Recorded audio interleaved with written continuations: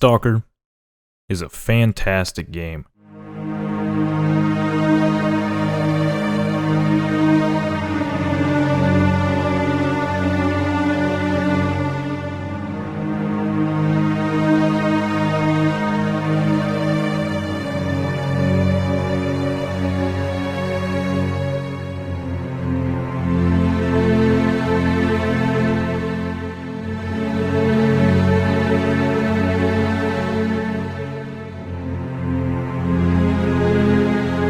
But the more I've contemplated about it, the more I've wanted to play over again. I've always wanted to review something, and this felt like an excellent first entry. It's been 3 weeks so far, and I can't quite get this game out of my head, as I think of its existentialism and depressing nature built into a world that feels too close to something real.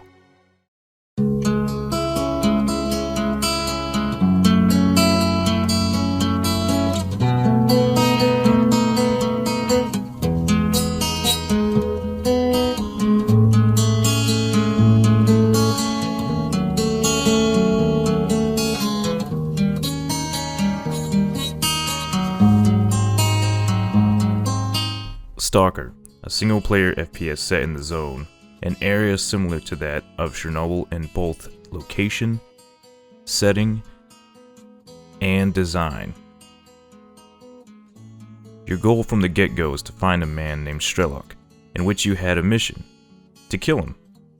You trudge through a side forest that intersects with the railroad and military, a radiated wasteland with anomalies scattered throughout the roadside, a military complex with a vast amount of soldiers, and many more locations. Each area feels connected in a solid way and lends itself to the already great world building. The music and sound design heightens this even more to make a truly post-depressive Russia in a very dark time span.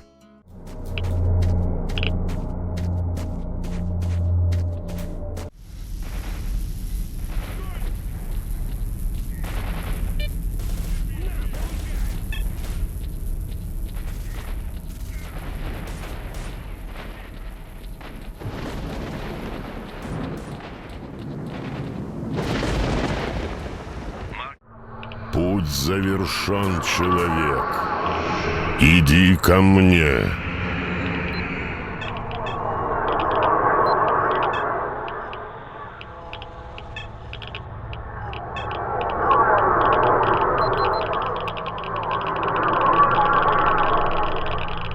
The gameplay is solid, with some minor hiccups at the end levels that feels a little too overbearing, but really sets the pace for how firefights should go. Methodical and placing yourself in the right position. Graphics look like their time era of 2007 and aren't all that great, but the art direction makes sure to drive home that oppressive feeling you get from everything else.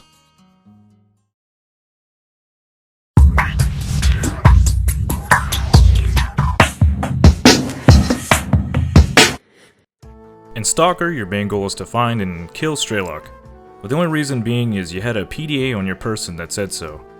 During this single mission, you help fight camps of bandits, steal sensitive information from military complexes, find anomalies with almost deity-like powers, and ultimately stare at your own existence by the end of it all. There are 7 endings to S.T.A.L.K.E.R, 5 of them from a certain source of power that grants you monkey's paw-like wishes and ultimately ends horribly. The other 2 being a sidestep, with one of them being the canonical ending.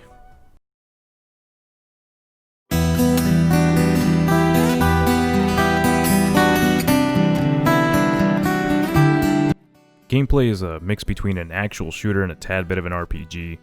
The mechanics are fantastic, as are the firefights themselves. Until they're not.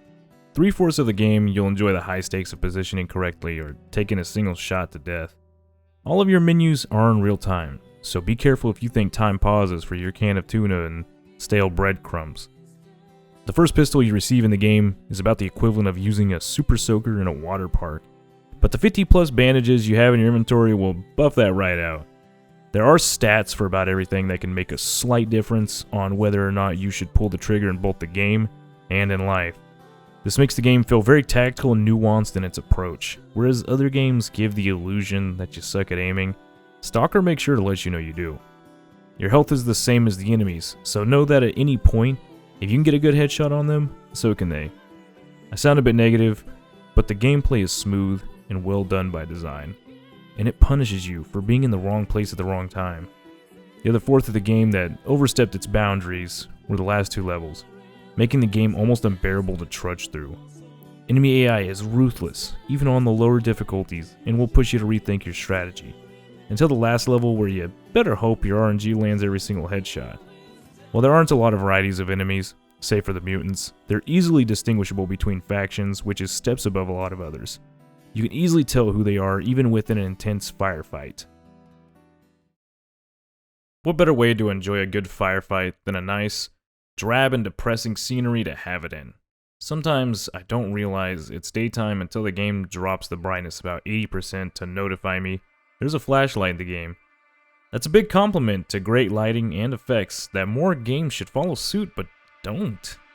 The entirety of the map is broken up in small, open sections for you to roam and explore. You ever figure out which path to take? At some points I'd get lost trying to get a specific objective on the map until I said nah, and moved on. There's nothing in any area that doesn't feel out of place or alien, if its design by nature is alien. All of the bunkers, hideouts, laboratories, camp settlements, forests, and factories all feel naturally and unnaturally put together at the same time with a fantastic art direction and attention to animation. When the game falters, it shows heavy-handedly, but when it shines, it outbrightens even the biggest budget Michael Bay film drastically. But there's one area it shines very thoroughly that brings tears to even this man. The sound design.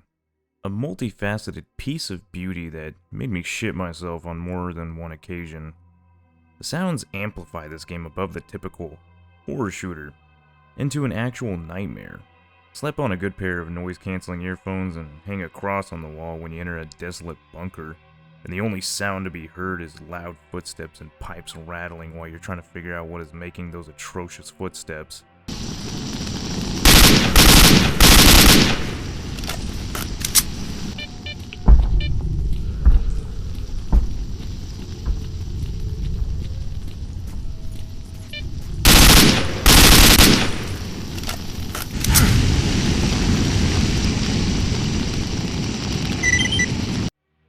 The guns pack a hearty punch and let you know Russian developers, at a moment's notice, will flex their facts and knowledge of firearms to anyone who's not an American. Everything from firefights to background noise and even music will give you a tingle in your ear canals and leave you wanting more. In fact, everything you've heard in this video besides my voice has all been from S.T.A.L.K.E.R. If you or a loved one is as much of an audio engineer as the next, I highly implore you to go through the various sounds and music of this game.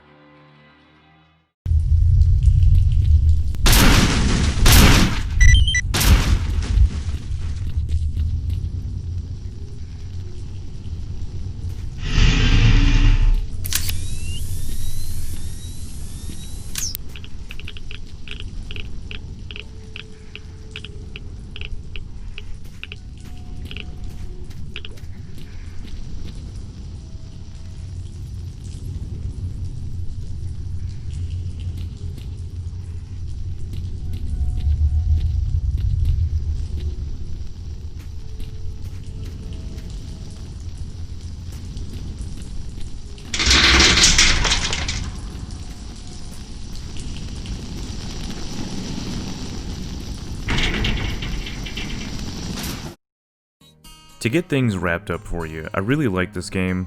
It does have its faults, especially in those last missions, but comes out as a whimsical and downright dark journey of a man who can finally find some true peace in a ruthless wasteland.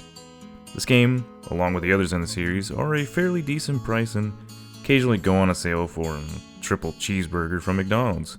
So if you can starve yourself for at least an hour, you can afford at least one of them. Any thoughts or opinions you'd like to share can be done in the comments below, otherwise just yell outside my bedroom window wearing a balaclava. Thank you, and rest easy.